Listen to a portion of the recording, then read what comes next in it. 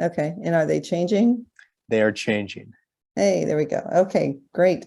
Thank you. It is a great honor to be here today. I very much appreciate the opportunity to share our research with you. And I want to thank the organizers of the symposium for fantastic share our research with you. And I want to thank the organizers of the symposium for fantastic Yeah, really, I think you don't need to. I think. And I want to thank the organizers of the symposium for fantastic. Somebody, I think, needs to mute. Yeah, that was quite an echo. May I continue? Is that resolved? Good note. Yeah. Okay. All right. Very good. Not so many times I get to hear myself twice. Okay, we'll try to move forward here. So our research is driven, I think we share the passion of many of you to rapidly reduce carbon emissions to avoid the worst of climate change. We need to electrify everything from water, space heating, to cooking, to cars, transportation. In California, we have the increasing threat of wildfires, which leads to public safety power shutoffs. So we're also concerned with resilience. And finally, we recognize we need to bring everyone along this journey, right? And find a pathway to make electrification and renewable energy affordable. So our challenge is to find this pathway that is scalable, that is equitable, that promotes resilience and improves air quality, both indoor and outdoor, and strengthens community. So I will talk about how we feel that the Oakland EcoBlock provides this pathway. Our hypothesis is that we can do this with the Oakland EcoBlock. The big idea is to take an urban neighborhood block, conduct energy, home performance energy efficiency, electrify all the natural gas loads, put solar on the rooftops, and add central storage to create a microgrid that can keep the lights on when the utility power goes out, add a curbside electric vehicle charger fed by the microgrid with a shared electric vehicle car share for all to use, and to create the legal and governance structures for the community to co-own the microgrid system and develop the guidelines and best practices to scale this to other blocks and communities. So I'm going to walk through why we chose this path, a little bit of background, and what we have learned about the technical, economic, legal, and social aspects of this project, and where we are right now and what our next steps are. So in terms of background, I think our big challenge is it's kind of a trifecta of not just decarbonizing the energy sector, but also providing recovery from extreme events that you've seen on the news, wildfires in California, the big freeze in Texas, and also environmental justice. How do we provide these clean technologies and make them affordable for everyone? One approach is that it's cost effective to integrate many of these issues and design them work on these issues together in an integrated way. So whether it's energy, water conservation, reducing emissions from transportation, environmental justice, and the economics and business and finance part of it, we want to try to look at this holistically and address these components together. So why would you think the block is the right scale? We think of sociologically and anthropologically of a village. The earliest villages were 50 to 200 people, that was a good scale. A wealthy community, it might make sense for every house to have a power wall, a battery of some sort, but perhaps I can't afford that. Or perhaps my roof doesn't have good solar exposure. But if I team up with my neighbors, maybe we can do it together. Instead of each having our own individual battery, we pool our resources and go in on a big one. Maybe I don't have solar exposure on my roof, but a neighbor has really good south-facing roof area for their array where there's no trees in the way. And then we can share. We can form an association where we all pay fees and we all own a share of the assets. And then we will have rules for how we make decisions and how you opt in and out. what happens when someone sells their home. But by teaming up together, we can work together to reduce the costs and increase the affordability of this clean energy. Maybe we can share an electric vehicle. So when you try to expand that and apply that concept to a whole city, it gets complicated. There's more people involved who don't know each other and more rules and regulations that might get in the way. So we do think that a block is the sweet spot, is the right modular element because you can replicate it. From a technical and an economical point of view, because of the low diversity of multiple houses, we get more reliability for the money. So this chart on the right, it was done by a colleague of mine. Their research has shown an almost a factor of almost twofold of improvement. The simulations showed that shared generation and storage reduces the capacity needed, and reduced capacity decreases the cost. In conversations with contractors, there are economies of scale in retrofitting many buildings at once. So you have fewer truck rolls and so forth. So we do think that this provides economies of scale in retrofitting a block at the same time. And of course, tackling emissions.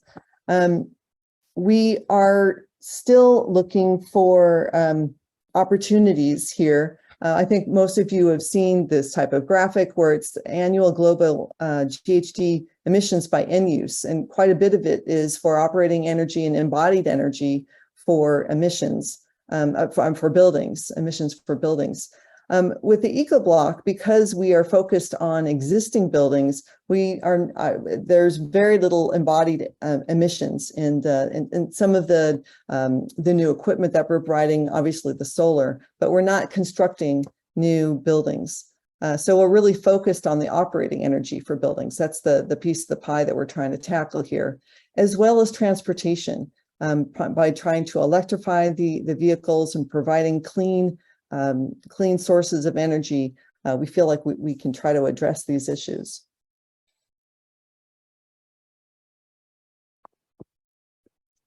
And this is the strategy, a simulation for our project, where we try to look at what can we do with a single block. So the column on the left is the current state of affairs in terms of the carbon emissions collectively for this block.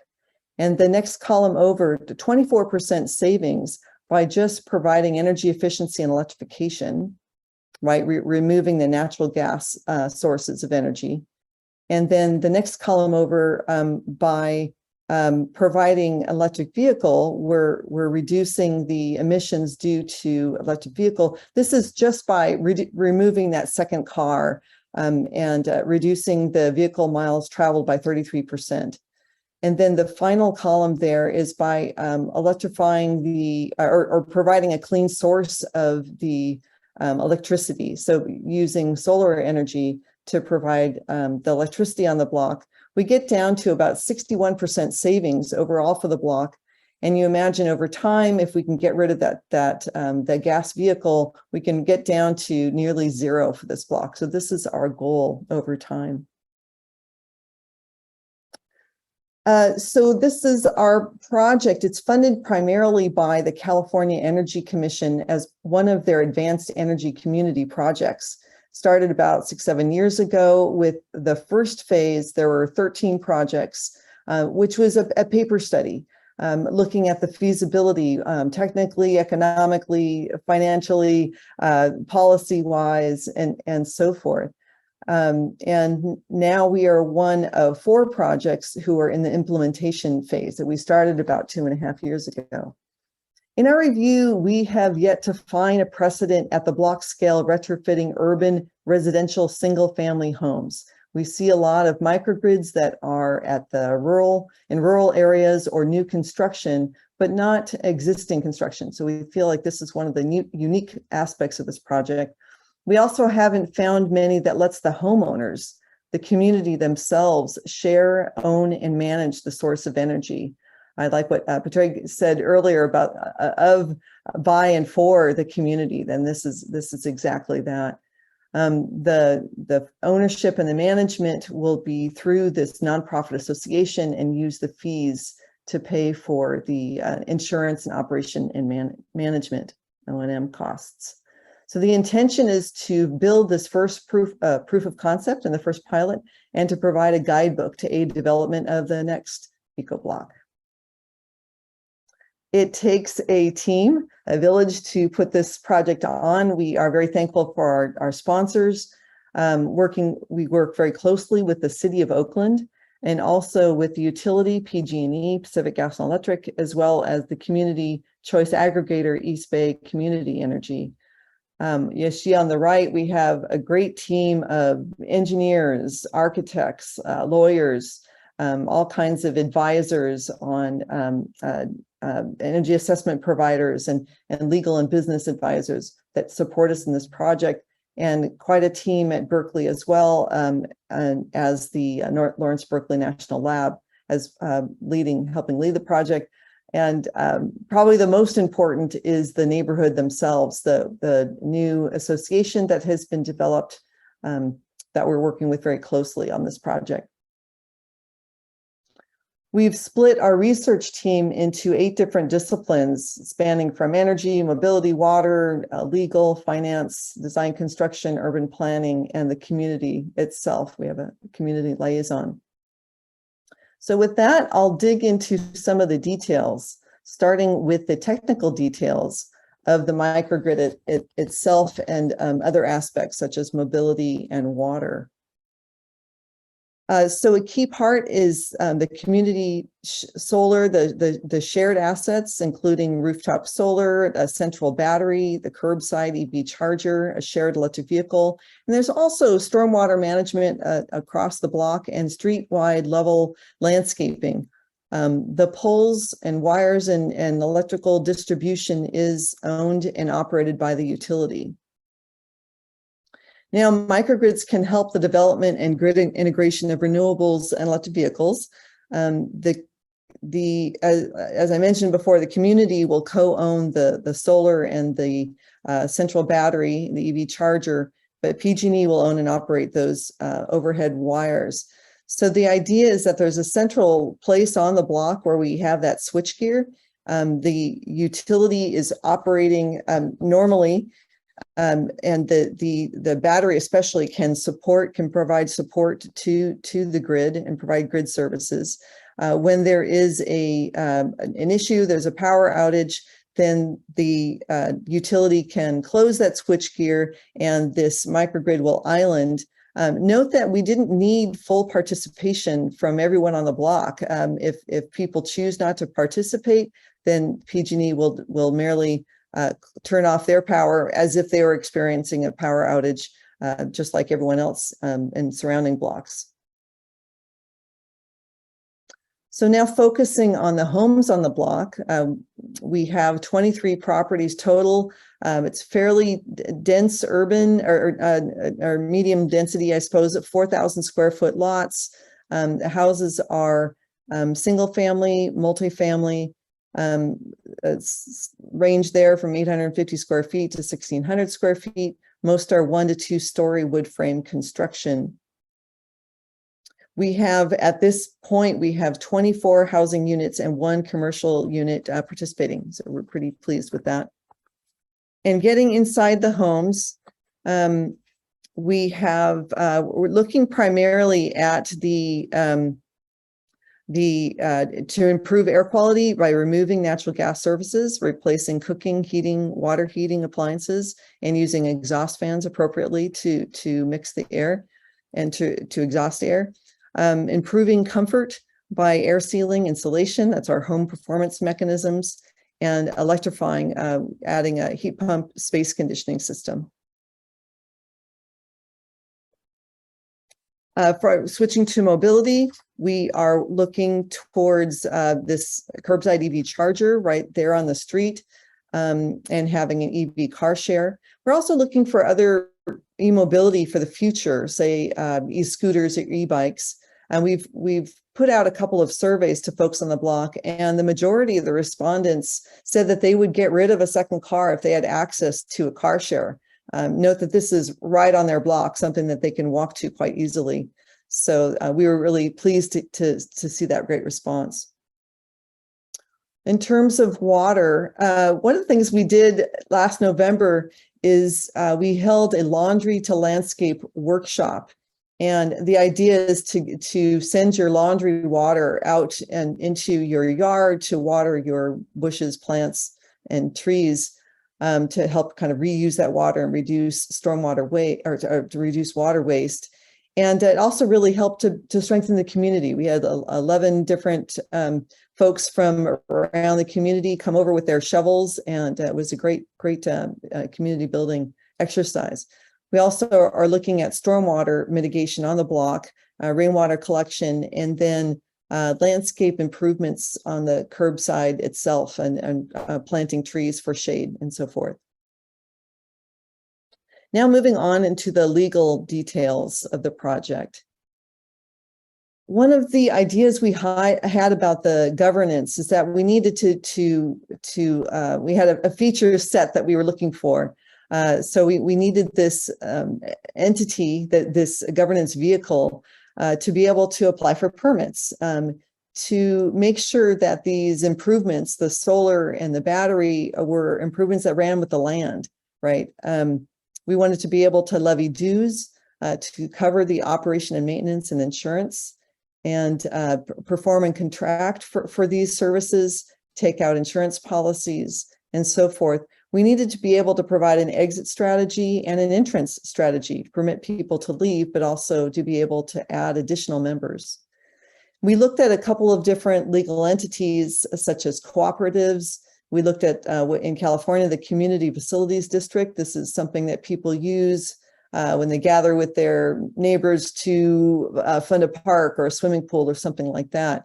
So we could use that mechanism. What we ended up using is a nonprofit mutual benefit corporation, which is similar to a homeowners association, but we call it HOA light, in that we were really looking to minimize the amount of requirements and regulations that HOAs often have. And so we've gone through this process with the homeowners on the block. We went through the HOA formation process. Last July, we incorporated. The board was developed in September, and as of last month, we've recruited the homeowners across the block. So we've made some good progress. So we've developed a number of legal documents, articles of incorporation, the bylaws, membership agreement, and so forth. So we've taken the time to try to develop all of these tools that we, again, hope that can be reused for future blocks. In terms of the tariff, the EcoBlock will be one of the first community microgrid enablement tariff customers for PG&E, but there's also more traditional tariffs that we're using, such as the net energy metering tariff, and there's others. Most of the customers are on time of use rates. We are acknowledging that several customers are already on low income rates. That's the DCARE. And as I mentioned previously, the large central battery can participate to support the Cal ISO through the WDAT tariff. So we are looking through many different aspects of these different relationships. Now the business model, the economic details. So for this project, let me just break down this graphic. That top row are the private assets in home, and then the bottom row are the shared assets, block scale. And the columns are the capital costs owned by, governed by, and then the ongoing costs paid by. So you can see that for this project, our capital costs are primarily supported through grant funds and donors. Won't be the case for the next one. Right now, the property owner is owning and governing and paying for the ongoing costs for what is in their own home. But for the shared assets, the generation will be owned by the association. The distribution will be owned and managed by the utility. And then the association is responsible for governing and coming up with the fees to cover the operation, maintenance, and insurance costs. So for the next EcoBlock, our model is one option is to look at a utility association collaboration. So the capital costs would be financed by, say, on-bill financing provided by the utility. And the shared assets could be publicly financed or through a nonprofit lender for the shared assets, such as I mentioned, the community facility district. There's a number of other ways that we've looked at in terms of financing the individually owned improvements, such as PACE or Go Green financing through the REAL program. But we think that the tariffed on-bill financing is a really good practice and probably the most viable.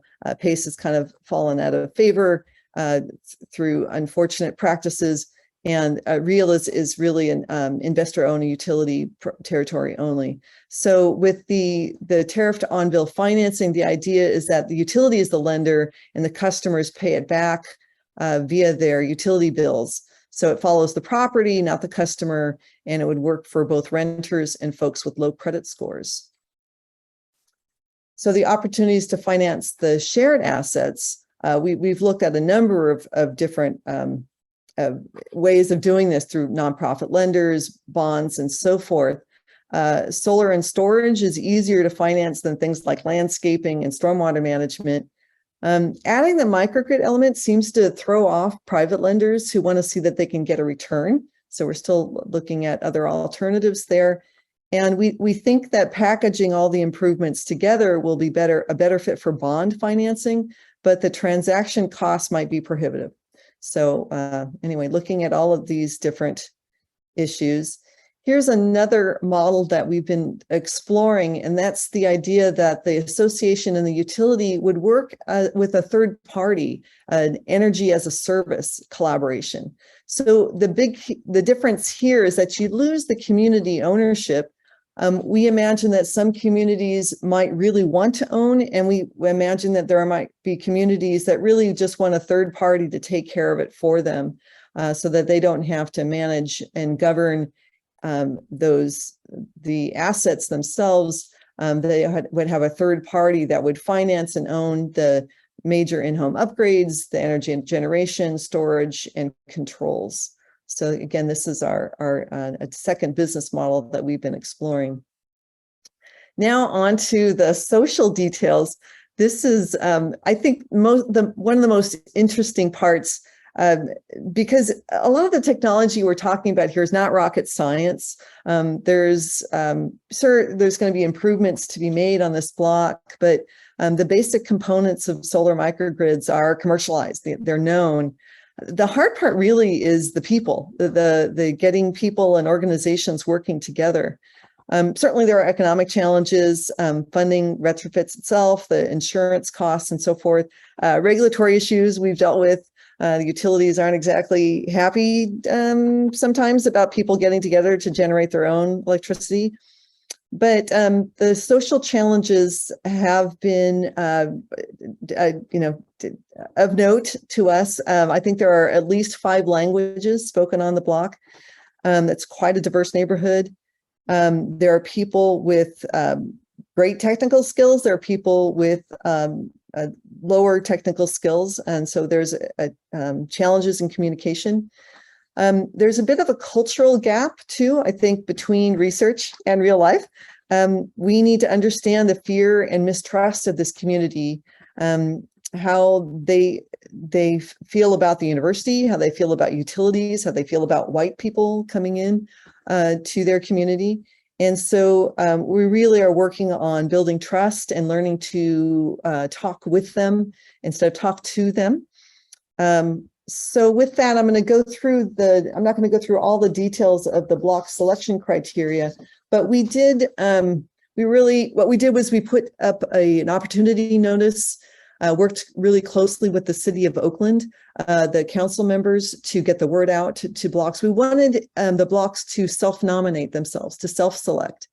And we looked at things like, had they had a history of community organizing. The block we chose were already holding annual block parties where they got together.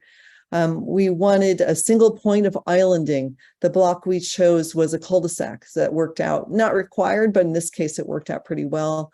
We were looking for both single and multifamily housing, as well as potential for adding a commercial unit, and this block had that. And we were looking for the total annual energy bill of residents to be about $30,000, which was our current, which was at the time the current estimate for the operation, maintenance, and insurance costs. And so we chose our block. It is in a designated low-income community, which is a priority population for California climate investments. It's racially and income diverse. So you can see the numbers there in terms of Hispanic, Asian, white households. It's quite income diverse. We have and household diverse. We have retirees, singles, couples, families with young children, teenagers, and many different walks of life and income levels as well. We've spent quite a bit of time working on engagement and outreach. We hired a dedicated community engagement liaison, a person of color, a person who has worked with the city of Oakland and knows a lot of the folks, how the city of Oakland works.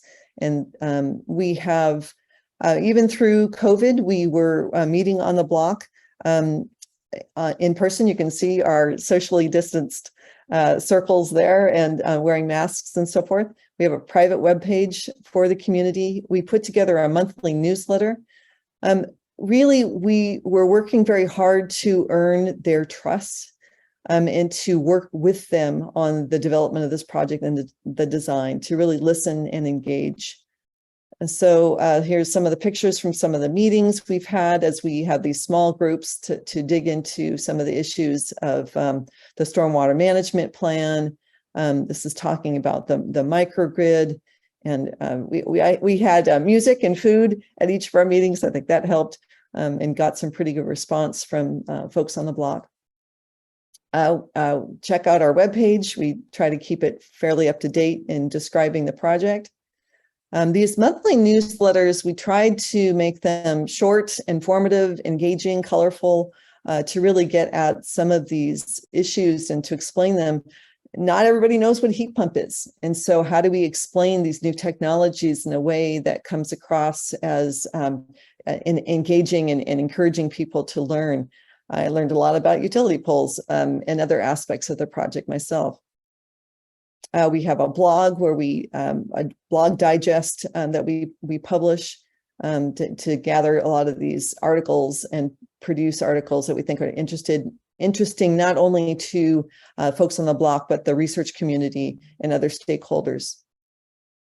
So the next step, we are experiencing issues with funding because of COVID and because of inflation. So we are actively fundraising. We are prioritizing the energy efficiency, electrification, and solar at this time. We're continuing to work on the business model and financing options. Next step is construction, and then analysis and evaluation, and developing and writing up best practices in our guidebook. So here we are. This is our We Are Here. Construction is beginning we hope in August. And then the idea really is to develop the tools on the website to help people plan the next EcoBlock. And how do we adapt these to other regulatory areas, to other climates and so forth within California, and look at the legal, the regulatory, the financial pathways to do that. So in summary, EcoBlock, we think is a scalable model that can equitably and radically reduce carbon emissions. We've already felt the strengthening of the community through this cooperative model and developing the association. Hope to improve indoor and outdoor air quality by reducing natural gas consumption and other fossil fuels, and to really improve community resilience for those power outages and in California, earthquakes and wildfires that are happening and affecting these frontline communities. As I said, it takes a village. I work with many wonderful people, both at the university and architects, contractors, legal experts across the board. It's been a fantastic project to try to manage. And with that, I am looking forward to your questions. Please feel free to reach out to me with any other questions or follow-up after this. Thank you. All right, excellent. Thank you very much, Therese. That was great. And it was really fun to see how that some of the parallels between many of the parallels between your talk and Padraig's from earlier. Just so everyone knows, we have about 8 minutes for Q&A right now. We're going to go just 5 minutes into our coffee break. So let's kick it off. I see we have a question from Stephen Bryant. Stephen? Thanks, Tyler. Drew had his hand up first, but Therese, thank you for this interesting work. This is important, and it's the first of a kind. You sort of hinted at this, but let's assume success. Get the business model figured out, everything else. How do you do this in 100 blocks? How do we do it in 1,000 blocks? Think how we multiply this so that we can get this done in years, not decades. That is the goal. Thank you for the question. I think it really helps working with both a utility and the city of Oakland. One of the questions as we were even choosing our blocks, and I should say that we only had 12 respondents, but we only opened up the opportunity for 2 months, and we think that we would have gotten a much more response had we had more opportunity to really get the word out there. Working with the city of Oakland, they were really wanting us to focus on areas of the city that were most in need of resilience resources. So, for example, there are places in Oakland where we are concerned about rising floodwaters impacting natural gas lines, rusting them out. When there are earthquakes, the gas lines are the ones that rupture and cause fires. And so where are places where we could focus these eco-blocks and they would make sense. Same thing with the utility. They really wanted us to focus on areas where it's a 4 kV line. And so it's kind of towards the end of the distribution line, places where 100-year-old infrastructure, when do we start replacing these and where do we target? And so we do think that by working with the cities and utilities, we can start looking at where are the best places to offer this. I think our business model will start helping close the loop on the financing loop, right? In terms of figuring out how do we get the finances in order to really get this out there. The plan is to develop the tools, the business model, the web-based decision trees to try to help different communities create their own eco-block. We were surprised to get so much response from actual communities, homeowners associations reaching out to us saying, I want this on my block. I want this in my community. And I do think that's the place to start. We're still trying to figure this out. So great question. All right, excellent. And to you, Professor Julie. Yes, thanks, Therese, for this great on-the-ground work.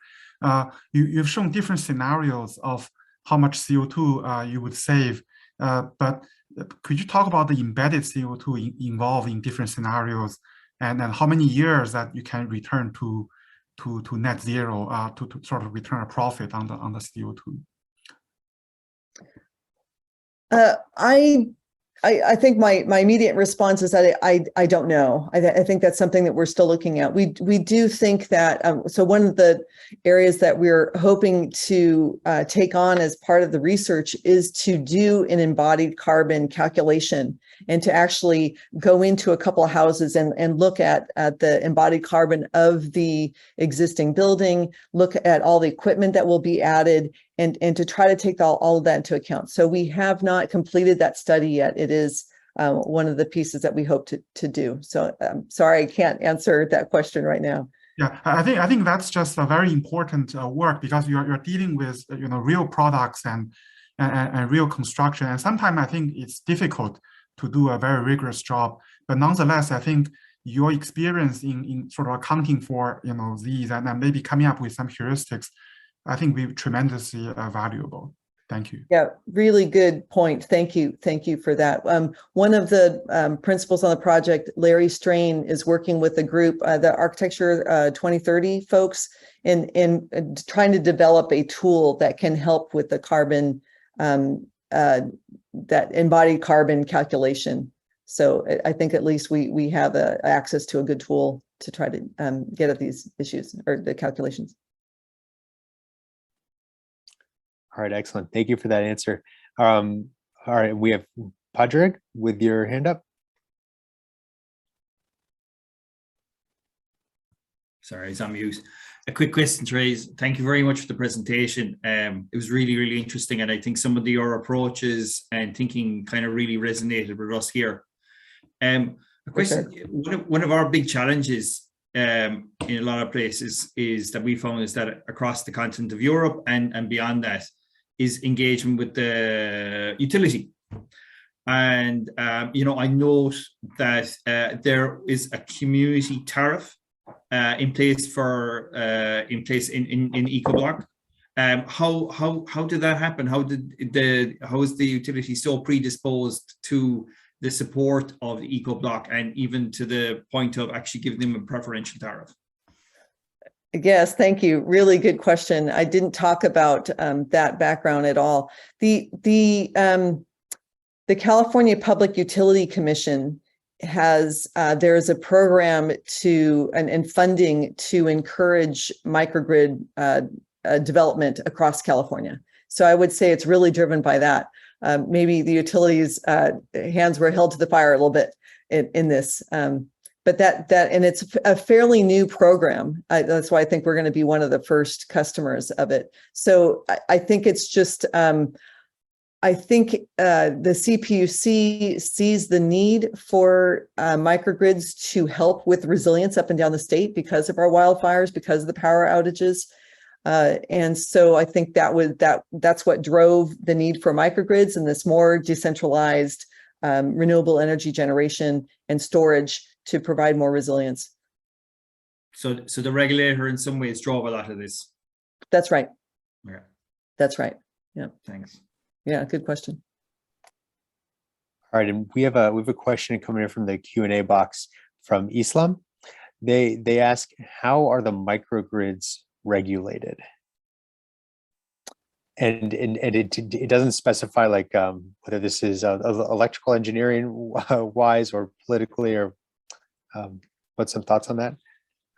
Sure, I can answer from the point of view of I think the regulatory side. There are restrictions on the microgrid. I think the CPUC again is driving the development, and it is still in its kind of early stages here.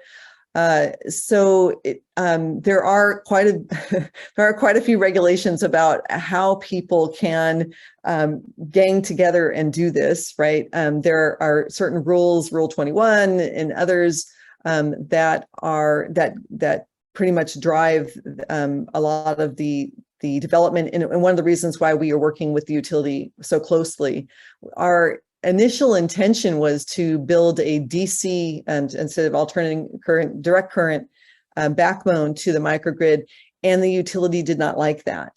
They wanted to be involved, and they wanted us to continue to use the distribution lines, right? And so we had to modify the design as part of, because we wanted to work with utility. It didn't make sense not to with such a huge powerhouse in place. So and so because of that, on the electrical side, a lot of the requirements for the microgrid itself is driven by the utility in terms of it's going to be, it's their switch gear, they're dictating the transformers and the safety equipment and all that that we need to have on their system. Right. So I try to answer both, but I think that's the best answer I can provide right now. A lot of the regulatory is coming from CPUC, and certainly the safety aspects are from the utility itself.